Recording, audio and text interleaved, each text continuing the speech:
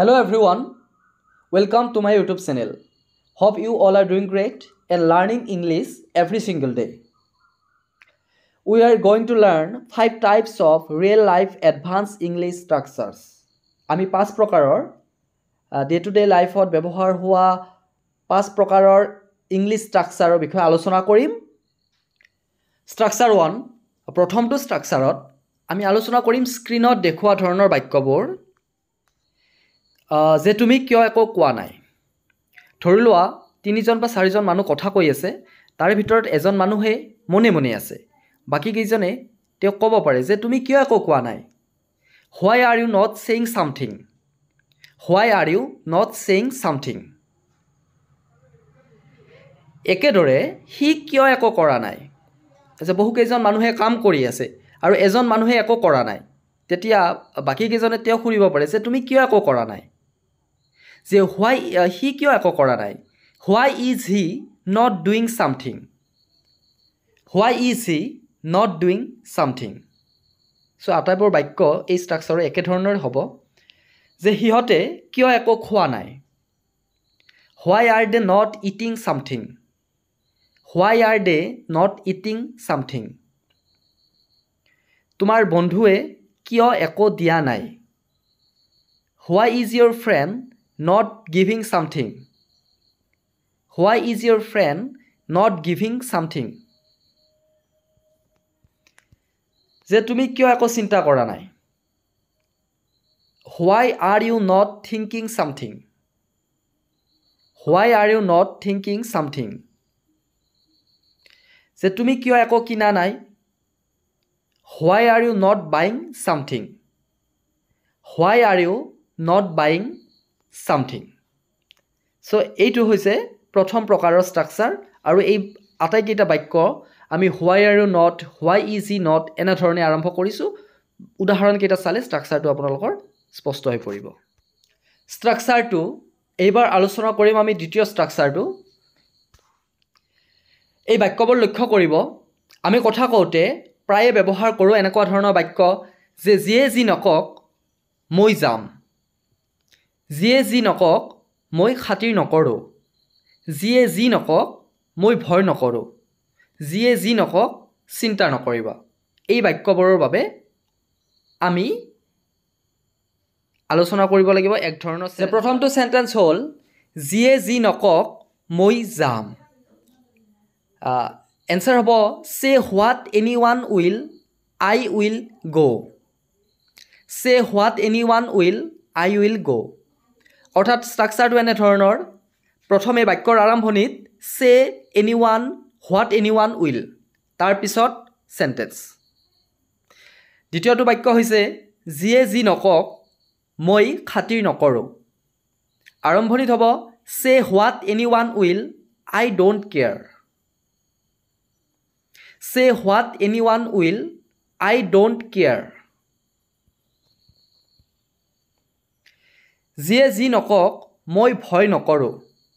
Say what anyone will, I don't fear. Say what anyone will, I don't fear. যিয়ে যি নকক চিন্তা নকৰিবা। Say what anyone will, don't worry. Say what anyone will, don't worry. যিয়ে যি নকক কোনেও মোক ৰখাব নোৱাৰে। Say what anyone will, nobody can stop me. Say what anyone will, nobody can stop me. যিয়ে যি নকক তুমি তোমাৰ কাম কৰা। Say what anyone will, you do your work. Say what anyone will, you do your work. যে যিয়ে যি নকক মই তোমাৰ লগত আছো। Say what anyone will, I am with you. Say what anyone will, I am with you. যিয়ে যি নকক সিহঁতে এইটো কৰিব। Say what anyone will, they will do it. Say what anyone will, they will do it. আশা কৰিছোঁ এই ধৰণৰ বাক্যৰ ষ্ট্ৰাকচাৰটো আপোনালোকে বুজি পাইছে। এইবাৰ আমি তৃতীয় ষ্ট্ৰাকচাৰলৈ আগবাঢ়িম। ষ্ট্ৰাকচাৰ 3 আমি তৃতীয় ষ্ট্ৰাকচাৰটো আলোচনা কৰিম। এই ষ্ট্ৰাকচাৰবোৰে আপোনালোকক ইংৰাজী শিকাত আৰু ইংৰাজী কোৱাত বহুত বেছি ইম্পৰ্টেণ্ট হ'ব, সেই কথাটো আপোনালোকে নিজেও অনুভৱ কৰিব। আৰু যিসকলে মোৰ এই চেনেলটোত নতুন, আপোনালোকে চেনেলটো ছাবস্ক্ৰাইব কৰিব আৰু ভিডিঅ'টোত লাইক কৰিব। আলোচনা কৰিম স্ক্ৰীনত দেখুওৱা ধৰণৰ বাক্যবোৰ। যে এতিয়া কান্দিব লগা কি হ'ল, এতিয়া খং কৰিব লগা কি হ'ল, এতিয়া তৰ্ক কৰিব লগা কি হ'ল, এতিয়া চিন্তা কৰিব লগা কি হ'ল, এই ধৰণৰ বাক্যবোৰৰ ষ্ট্ৰাকচাৰ আমি জানিম আৰু এনেকুৱা ধৰণৰ যিকোনো বাক্য আমি সেই ষ্ট্ৰাকচাৰৰ সহায়ত ক'ব আৰু লিখিব পাৰিম। যে প্ৰথমটো বাক্য হৈছে এতিয়া কান্দিব লগা কি হ'ল। Now what's there to cry. ষ্ট্ৰাকচাৰটো হ'ল বাক্যৰ আৰম্ভণিত থাকিব now what's there to plus verb. ষ্ট্ৰাকচাৰটো মনত ৰাখিব, নাও হোৱাটছ ডিয়াৰ টু, এইটো আৰম্ভণিত আহিব। নাও হোৱাটছ ডিয়াৰ টু, তাৰপিছত ভাৰ্ব। এই ধৰণৰ হ'ব ষ্ট্ৰাকচাৰটো। প্ৰথমটো বাক্য আমি গম পালোঁ, নাও হোৱাটছ ডিয়াৰ টু ক্ৰাই। এতিয়া কান্দিব লগা কি আছে, কান্দিব লগা কি হ'ল। 2 নম্বৰটো যে এতিয়া খং কৰিব লগা কি আছে, খং কৰিব লগা কি হ'ল।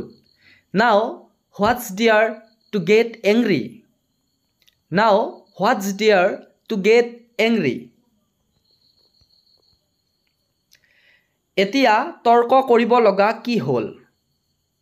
Now what's there to argue. Now what's there to argue. এতিয়া চিন্তা কৰিব লগা কি হ'ল। Now what's there to worry.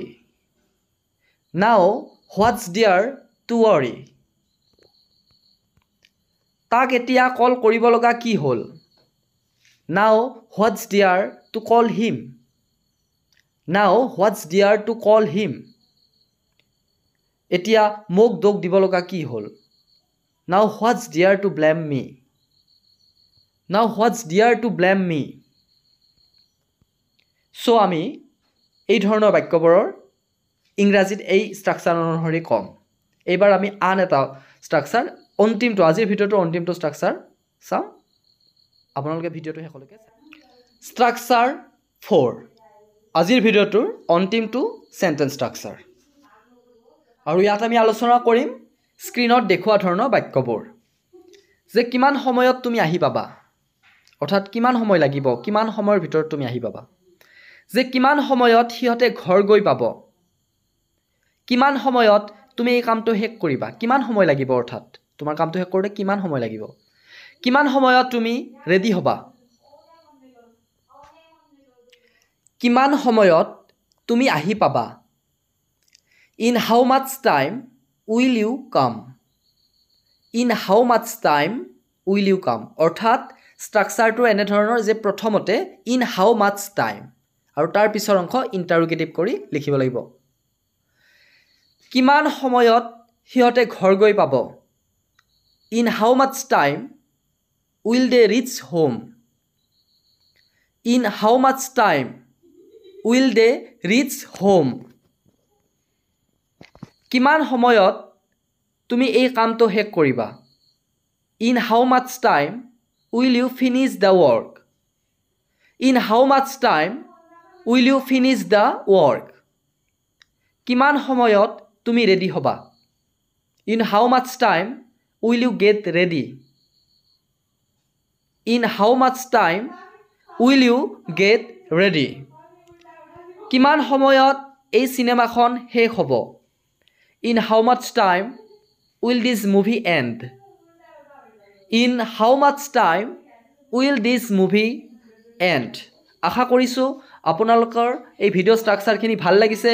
যদি ভাল লাগিছে তেতিয়া লাইক কৰিব আৰু চেনেলটো ছাবস্ক্ৰাইব কৰিবলৈ নাপাহৰিব। That's it for today. See you in the next video'. Till then take care and stay happy.